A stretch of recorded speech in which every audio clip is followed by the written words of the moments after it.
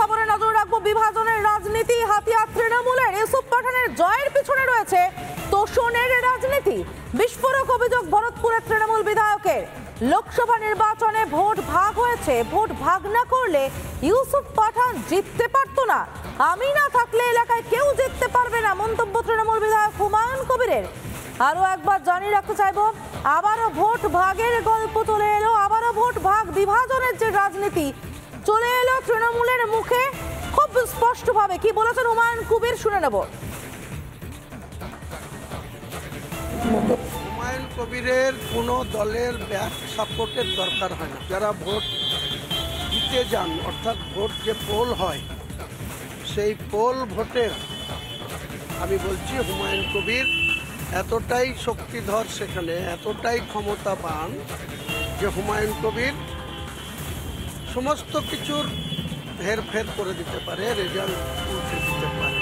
হুমায়ুন কবির যেমন 3টে এমপি জিতিয়ে দিতে পারে, সেখানে হিন্দুদেরকে অ্যাটাক করে হিন্দু ভোটটা বিজেপির দিকে ঠেলে দিয়ে মুসলিম ভোটটাকে অধীরের কাছ থেকে কিছুটা কেটে নিয়ে ইউসুফকে জিতাতে পারে, তাহেরকে জিতাতে পারে।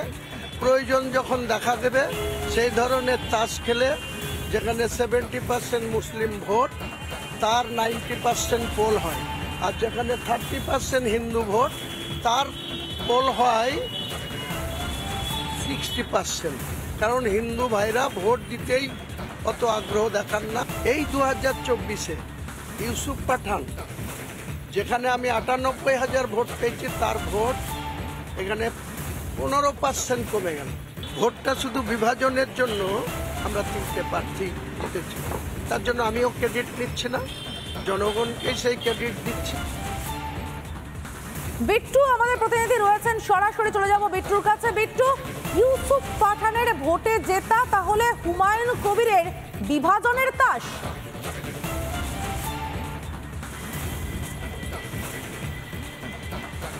অবশ্যই সেটার অপেক্ষা রাখে না, তার কারণ হচ্ছে আজকে হুমায়ুন কবির সরাসরি স্বীকার করে নিলেন। তিনি সাফ জানাচ্ছেন যে সংখ্যালঘু অধ্যুষিত এলাকাতে 90% ভোট পড়ে, তার যেই জায়গা রয়েছে, তার যে বিধানসভা ক্ষেত্র রয়েছে, কিন্তু যেটা হিন্দুদের ভোট রয়েছে সেটা 100% হলেও সেখানে হিন্দুরা ভোট পড়ে হচ্ছে 60%, অর্থাৎ সব হিন্দুরা ভোট দিতে যান না। তাকে প্রশ্ন করা হয়েছিল তাহলে কি হিন্দুদের ভয় দেখান, তিনি কার্যত ঘুরে ফিরে একটা প্রসঙ্গে আসেন যে ইউসুফ পাঠানের জিতে যাওয়ার ক্ষেত্রে তার এই বিভাজনের রাজনীতি বা তার এই বিভাজনের ভোটটাই অন্যতম কারণ। এছাড়া ইউসুফ পাঠান হয়তো জিততে পারতেন না, এবং শুধু তাই নয়, তিনি আরও বলছেন তিনি যদি পার্টিতে না থাকেন তাহলে সংশ্লিষ্ট এলাকার যে বিধানসভা কেন্দ্রগুলো আছে সেখানে জেতা সম্ভব নয়।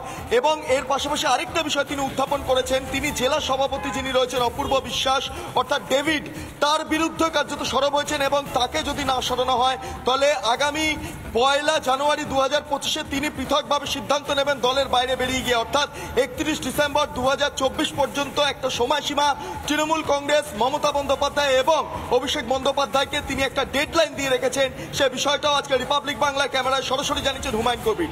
আমার সঙ্গে মুর্শিদাবাদের অন্যতম বিধায়ক রয়েছেন গৌরীশঙ্কর ঘোষ, তার কাছে চলে যাব যে হুমায়ুন কবির আজকে বিধানসভায় এসেছিলেন, আপনার সঙ্গে নাকি কথা হয়েছিল, কি হুমায়ুন কবির কি বলছিলেন বা কি অবস্থা? কারণ হুমায়ুন কবির স্বীকার করে নিচ্ছেন যে এই বিভাজনের রাজনীতি তিনি করেন, আপনি কি বলবেন? দেখুন, এই রাজ্যের মুখ্যমন্ত্রীর অনুপ্রেরণায় তিনি যে বিভাজনের রাজনীতি করেন সেটা আপনারা ইলেকশনের সময় দেখেছেন। তিনি বলেছিলেন যে এখানে 30% হিন্দু 2 ঘন্টা সময় দিলে কেটে গঙ্গার জলে ভাসিয়ে দেওয়া। এই যে পরোক্ষভাবে হুমকি দেওয়া হিন্দু সম্প্রদায়কে যেন তারা ভোট দিতে না চায়, তো এইভাবেই তৃণমূল কংগ্রেস নেত্রীর অনুপ্রেরণায় মুর্শিদাবাদ জেলায় সাম্প্রদায়িক রাজনীতি করে তৃণমূল কংগ্রেস ইউসুফ পাঠানকে জিতিয়েছে। শুধু তাই নয়, ইউসুফ পাঠান শুধু নয়, এর আগেও ইউসুফ পাঠান যখন প্রার্থী হলেন তখন এই হুমায়ুন কবিরই বিদ্রোহ করেছিলেন। তাকে কোনো লোভ দেখিয়ে মাননীয় মুখ্যমন্ত্রী বা তার দল তাকে কাজে লাগিয়েছিলেন। আর হুমায়ুন কবির বারবার একটা কথাই বলেন যে আমি দল খুলবো, আলাদা দল খুলবো। কারণ হুমায়ুন কবিরকে তৃণমূল কংগ্রেস ব্যবহার করে নেয়। তৃণমূল কংগ্রেস নেত্রীও বুঝে গেছে যে হুমায়ুনের কিছু করার নেই, করার থাকলে উনি দল খুলে দেখিয়ে দিতেন। তার ইউসুফ পাঠানের সময় বলেন আমরা প্রার্থী মানি না, কোথাও গিয়ে প্রশ্রয় দিচ্ছেন তৃণমূল নেত্রী তা কিন্তু স্পষ্ট হচ্ছে বারে বারে। কারণ এর আগের বারও হুমায়ুন কবিরের এহেন মন্তব্যের পর তার বিরুদ্ধে কোনো ব্যবস্থা নেওয়া হয়নি। সিনিয়র এডিটর অনির্বাণ সিনহা রয়েছেন নিউজ রুম থেকে। অনির্বাণ, ঢাক ঢাক গুড়গুড় আর কিচ্ছু বাকি নেই, পরিষ্কার জানিয়ে দিচ্ছে তৃণমূল তাহলে যে হিন্দুর পাশে তৃণমূল নেই। দেখো সমর্পিতা, অত্যন্ত গুরুত্বপূর্ণ কথা বলছিলেন গৌরীশঙ্কর ঘোষ, আমাদের প্রতিনিধি বিট্টু যে খবরটা ব্রেক করলো, যাকে এই এক্সক্লুসিভ সাক্ষাৎকারটা দিয়েছেন হুমায়ুন কবির।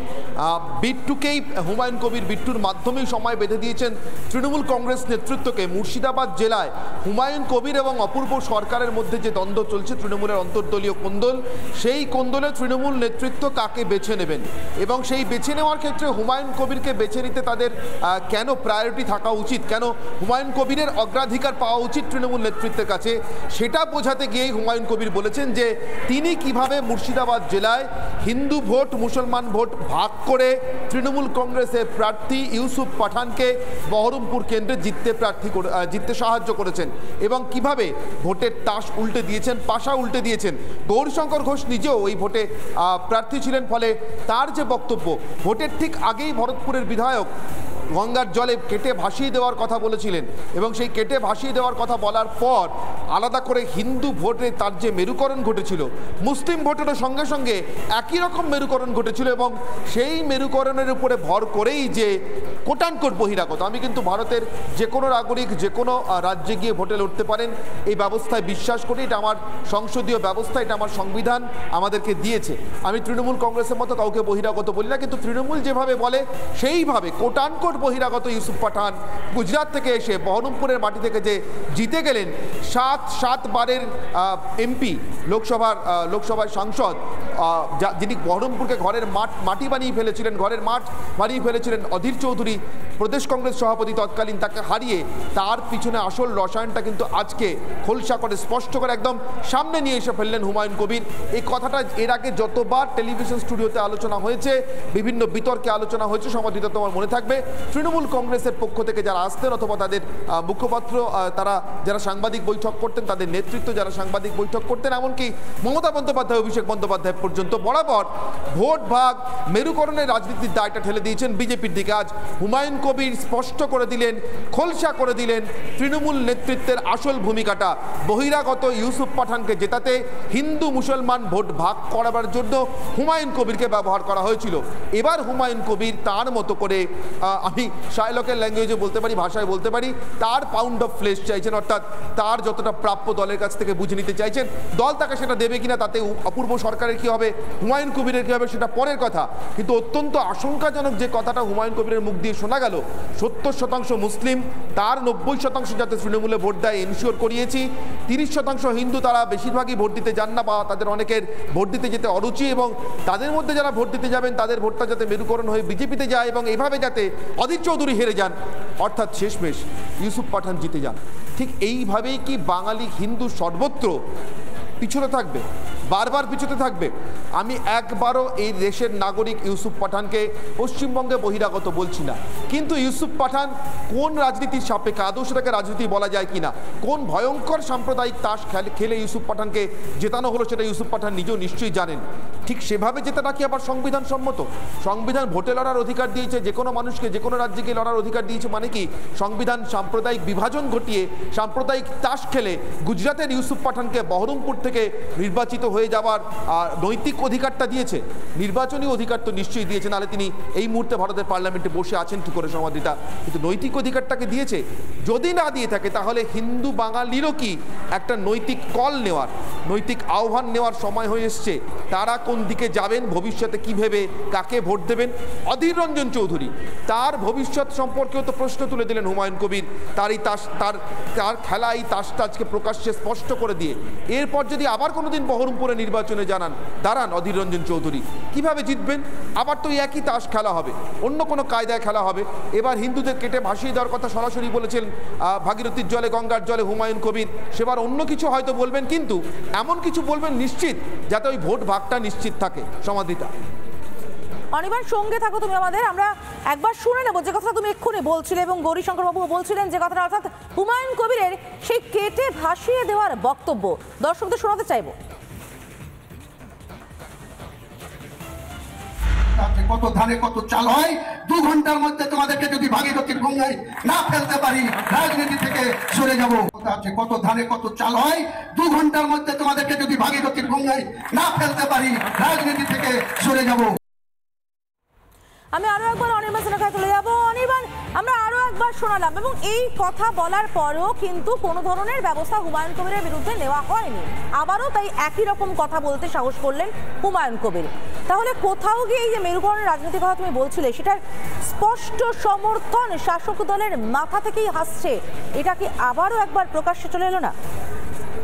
একসঙ্গে অনেকগুলো প্রশ্ন হুমায়ুন কবিরের আজকের এই প্রকাশ্য স্বীকারোক্তি তুলে দিয়েছে সমাদৃতা। ভারতের নির্বাচন কমিশন লোকসভা ভোট পরিচালনা করে।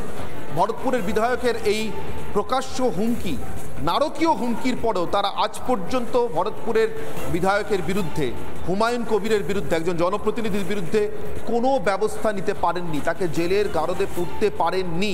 আমি এটাকে তৃণমূল সরকার নয়, শুধুমাত্র তৃণমূল সরকার নয়, তৃণমূল তো বটেই, কিন্তু তৃণমূল কেন পুরবে? হুমায়ুন কবির তো বুঝেই দিচ্ছেন যে তিনি কাদের স্বার্থে কেন এই কথাটা বলেছিলেন, তিনি কাদের স্বার্থে বিভাজনের রাজনীতি করেছিলেন। ফলে স্বাভাবিকভাবেই তৃণমূল কংগ্রেস হুমায়ুন কবিরকে জেলে পুরবে না, কিন্তু ভারতের নির্বাচন কমিশনের দায়িত্ব ছিল হুমায়ুন কবিরকে জেলে পোড়া। তারা কি পুরতে পেরেছে? তারা হুমায়ুন কবিরকে জেলে ভরতে পারেনি। হুমায়ুন কবির এখনো প্রকাশ্যে কথাটা বলে যেতে পারছেন, অত্যন্ত সাহসের সঙ্গে, অত্যন্ত দাবির সঙ্গে বলতে পারছেন। এটা আরও একবার প্রমাণ করছে ভারতের নির্বাচন কমিশন নির্বাচন পরিচালনার ক্ষেত্রে সাম্প্রদায়িক তাস খেলে কোন একটি নির্দিষ্ট গোষ্ঠীর নির্দিষ্ট মতের মানুষের মতের বিনিময়ে গোটা নির্বাচনটাকে জিতে নেওয়ার বা তাদেরকে তুষ্ট করে গোটা নির্বাচনটাকে জিতে নেওয়ার যে ব্যবস্থা অন্তত কিছু কিছু দল কিছু কিছু জায়গায় চালু করেছে, সেটার মোকাবিলা করতে পারছেন না। পশ্চিমবঙ্গে দাঁড়িয়ে এই মুহূর্তে হিন্দু বাঙালির সব থেকে বড় অস্তিত্ব সংকটের জায়গা বোধহয় এটা সমাদৃতা। যখন পাশের দেশে কিছুক্ষণ আগে বলছিল কিশোরায় দুর্গা পুজোর সময় কখন কখন নামাজ হবে সেই সময় মাইকটা বন্ধ রাখতে হবে। আমি মাইকে গান বাজানোর কথা বলছি না, কিন্তু স্তোত্র পাঠ, চণ্ডী পাঠ, অঞ্জলির সময় যদি পড়ে তাহলে মাইক বন্ধ রাখতে হবে। এই বিপন্নতার মধ্যে ঠিক মুর্শিদাবাদ জেলার সীমান্ত ভাগ করে যে দেশের সঙ্গে, সেই বাংলাদেশের বাঙালি বাঙালি হিন্দু যখন বাস করছেন, তখন মুর্শিদাবাদের বাঙালি হিন্দু এই বাস্তবতার মধ্যে বাস করছেন, যেখানে হুমায়ুন কবির বলতে পারেন আমি তো হিন্দু মুসলমান ভোট ভাগ করে হিন্দুদের ভাগীরথীর জলে 30 মিনিটের মধ্যে ছুঁড়ে কেটে ভাসিয়ে দিতে পারি। এটা বলে বিজেপির দিকে সে ভোটকে নিয়ে গিয়ে অধীর রঞ্জন চৌধুরীকে হারিয়ে ইউসুফ পাঠানকে জিতিয়ে নিয়ে আসতে পেরেছি। শেষমেশ লুজার তাহলে কে? দিনের শেষে হারলো তাহলে কে? এটা বোধহয় বাঙালি হিন্দুর নিজেকে এবার জিজ্ঞাসা করার সময় এসছে সমাজটা। ধন্যবাদ অনির্বাণ। আমরা নিশ্চিতভাবে নজর রাখবো শাসক দলের পক্ষ থেকে এর পরও কোনো ব্যবস্থা নেওয়া হয় কিনা। আরও একবার আপনাদের শোনাতে চাইবো ঠিক কি বলেছেন এবারে হুমায়ুন কবির।